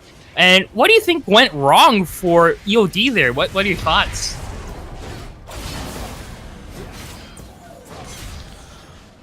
I would honestly just have to say, not respecting the the global pressure that's the comp of CUL brings. The Shen coming in, even when his Standing Titan is down, he still has that teleport. Right.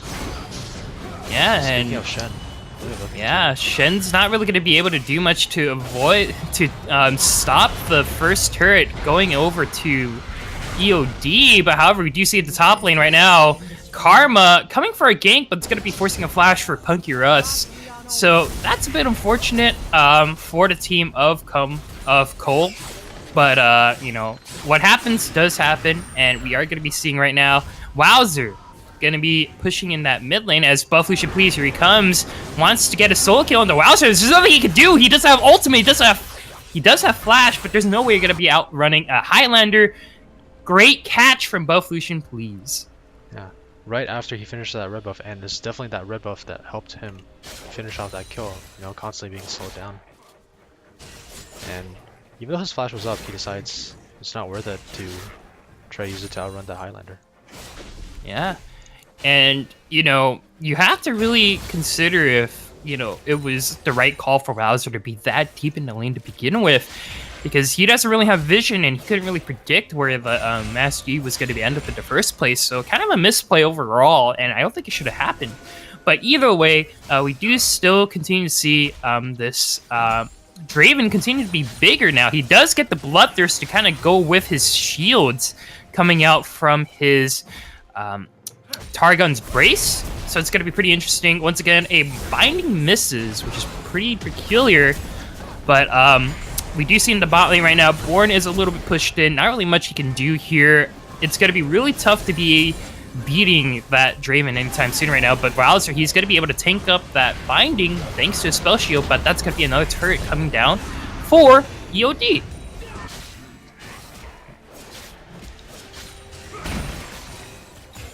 And you really have to consider the longer this game goes, the harder it is for EOD to be able to have some, to figure out, how to punish the team of CUL. Because you see right now, we did see Buff Lucian, please, having to use his Highlander and his Flash to get out of there. So you got to be really careful with this EOD composition. It's really squishy, and it's a really tough composition to pull off because you're putting your eggs on, one of the two baskets. And if for some reason, like, that enemy does get good positioning onto you, it's going to be really hard to, kind of come back from any fight. And it's going to really rely on getting good vision here, as we do see right now. The bot lane's going to get pushed, and oh no! Nemo, you shouldn't be there. He fails to flash too, gets taken out. Both his owners down. Not the great call coming from EOD, but we do see Born right now in the shadows trying to get something out. Dark Binding misses, and overall, CUL are going to be just walking away with a kill and a tower. Yeah. Off the back of this, they will finally get the dragon that we've been talking about for so long. More of an extra. Oh my god!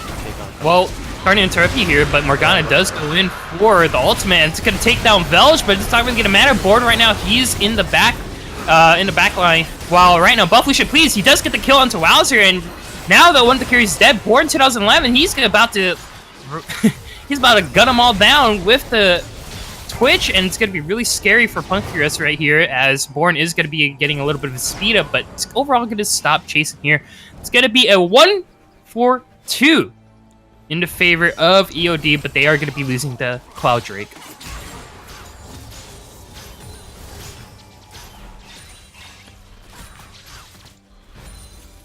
And we do see right now, EOD are going to be going for the bot lane push, trying to see if they can get some more from here, as they are in the goal lead by about a K, just 1K. So it's not really that huge of a gold lead, but it's still going to be something very important for the team EOD if they want to keep up in this game. As soon as CUL managed to get a lead somehow, by winning a fight or by getting an important pick, it's going to be really hard for them to kind of come back from this overall. So EOD have to be really, really careful here to make sure to see, you know, they have to be careful for their vision, they have to really pay attention to the map, and they have to respect, you know, the power of CUL team fighting as a whole, because, you know, they have to lock down with the Malzahar and the Jax and, you know, the Shen too. They have a lot of CC that can really shut down this composition from EOD, so it's going to be really tough to see, you know, how they're going to be able to play this out. What are your thoughts? Currently, right now, we're in 22 minutes in the game. What are your thoughts, Elgwist, on the pace of the game? Honestly, I think this pace of the game is really, it's really what EOD is looking for. You know, just fighting. They're currently fighting when they want to fight, not fighting to the pace of, you know, to the tune of CUL. They're farming when they want to farm, and speaking of when they want to fight, it seems like they want to fight now. Yeah, but it's going to be thwarted. Great stand aside coming out from Miniwet X Wheat. So it's going to be pretty interesting to see if, you know, that speeding up the Twitch is going to be enough, considering how much lockdown the team of CUL have. Once again, the longer this pick, you know, the longer this, you know, the longer these, you know, fights or this game goes on, the stronger that CUL are just going to become, and it's going to be, you know, kind of a, you know, it's all damage from EOD, but is it really going to be enough when you start to factor in the tankiness that does come in with CUL's comp? Well, it's all about when the tankiness comes, you know, comes late. You know, right now, all we see in terms of tankiness is one Sunfire Cape on the side of Shen and a couple of cloth armors here and there. Yeah, and we do see right now there's going to be a little bit of a mid fight here. Morgana going to be cut up a little bit, but Velch right now trying to get the kill onto Karma. It's not really going to be enough, as Karma's going to be able to get away. Great taunt from Shen, though. Morgana going to be going down, but overall, this is not really going to be a fight that CUL want to fight, because Born and Buff Lucian Please are going to be all over the team, and they're just going to get a triple kill, maybe a quadra kill here. Mini Weak Dex, he's ready for his life. That's going to be a quadra kill for Buff Lucian Please. The Mastery Twitch combo going to be coming out here. It looked great for CUL, but it wasn't going to be enough, as Born 2011 and Buff Lucian Please were in a great position and backed up by their team and just were able to do whatever they want. Yeah, you know, that just goes back to you know, the idea of why they picked this mastery in the first place. When they lock down one, they can't. It seems like they are unable to lock down both members, both carries on the side of EOD. Malzahar only has one other grasp. And seems like they will just get the inhibitor off the back of this. Might look to go straight for Baron at this point. Yeah, but you really gotta respect the death timers here. This Baron's something that EOD can go for here. The rest really of the team know what's up. All they can really do is get vision here. So we're gonna have to wait and see. They're probably not gonna go for this though. They're just gonna back off. Yes, they're coming back. Finishes the back. Right now, we do see right now Velge is going to be caught out here. He's going to be trying to get a taunt, but it doesn't really matter when you get the spell shield, and it's going to be a great Lulu ultimate. Macro's trying to shield up as much damage as he can, but this is looking great for EOD. Going to be a double kill. Both Lucian Please right now is going to be unstoppable as they start the Baron. Now Velge is down. They have no jungle, they have no smites. And with that Flivers, you know, doing that percentage damage onto the Baron, they're able to just do this faster than CUL would like. Yeah, definitely, and EOD going to be able to take that Baron buff, and we have to really do see right now on the map, Dragon's going to be up soon. It is going to be a Infernal Drake, but not really going to be something to be desired by CUL, as right now they're playing on a deficit here, as EOD have complete control of the maps. They've been able to over on the map, they've been able to just run over fights and overall just be such a dominant, you know, have such dominant threats in which, you know, it's going to be really hard for CUL to kind of come back, as they're just super behind in gold and they aren't really having that damage. And speaking of Infernal Drake, EOD are aware that this is coming up as well, and they are looking to just increase the lead all that much more with the middle Yeah. inhibitor down. Cole can't contest this. This will be a free Drake going over to the side of EOD. And sometimes you're gonna have to make some sacrifices for the better of your team, and that's what CUL unfortunately have to do. Due to that, Calamity's Undead Legion are currently going to be forced to turtle in their base. However, though, we do see in the top lane, Shen is going to be pushing for his team, as right now all 5 members of EOD's team are going to be pushing that bot lane. It seems like Calamity's on Legion, they're really looking to pick the right fights, but the number of right fights that they can pick is dwindling as we speak, as everything seems to be going wrong for them. Yeah, right now though, it doesn't fear anyone. yeah, it doesn't really matter. But right now, that's gonna be a great karma speed up, as Macros is gonna be slowly and surely taken down. You're still gonna be able to get that great ultimate. As oh my lord, Draven just gets taken down. That's gonna be a triple kill right now coming out for Bufflish and Please. He's looking for the Quadra once again. It's done. And is he gonna be able to do so? No, it gets stolen by Born, and it's gonna be a stomp overall from EOD. The double carry composition going to be sticking out for here. That's going to be an ace, and EOD going to be able to pick up this win. GG to both team. That's going to be I believe a 2-1. That is a 2-1 lead for a side of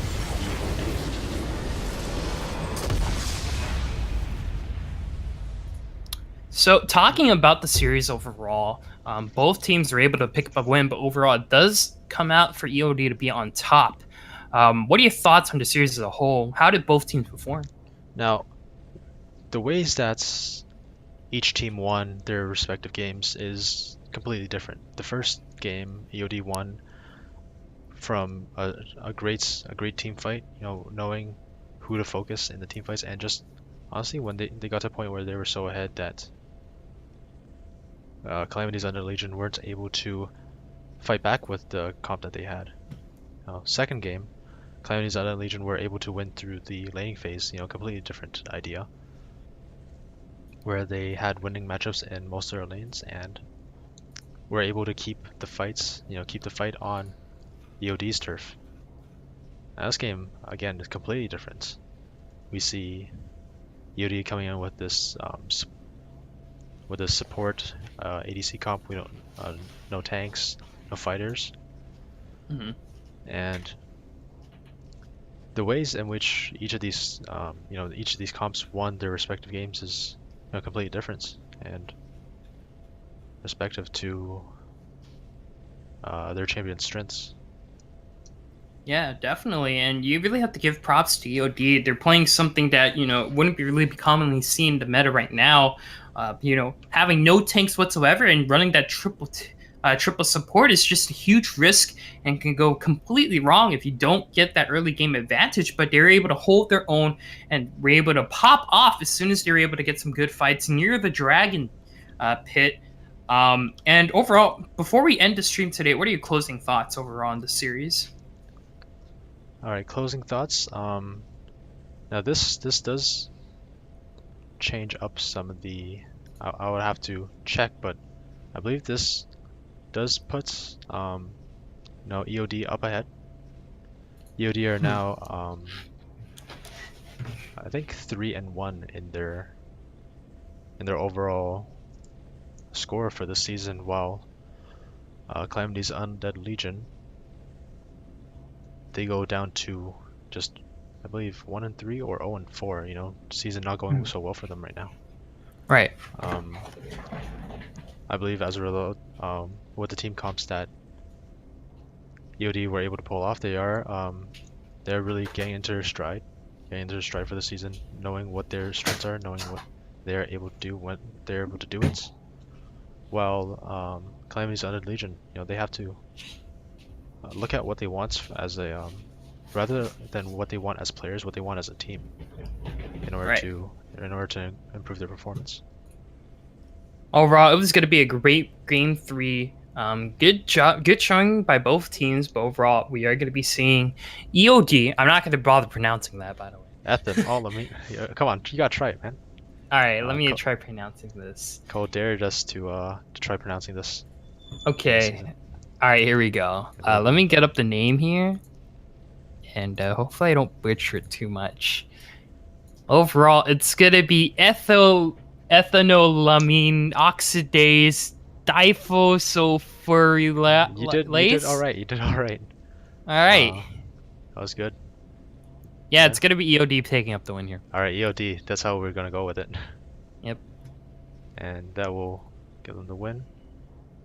And that will conclude week 4 of the Dominate League for Risen Esports. Yeah, definitely. And we are going to be on tomorrow with the Wood 5-5 facing off Light Cheat and Steel in Champions League. It's going to be coming on 7 p.m. EST. Hope to see you all there. Thank you all for watching and have a good night.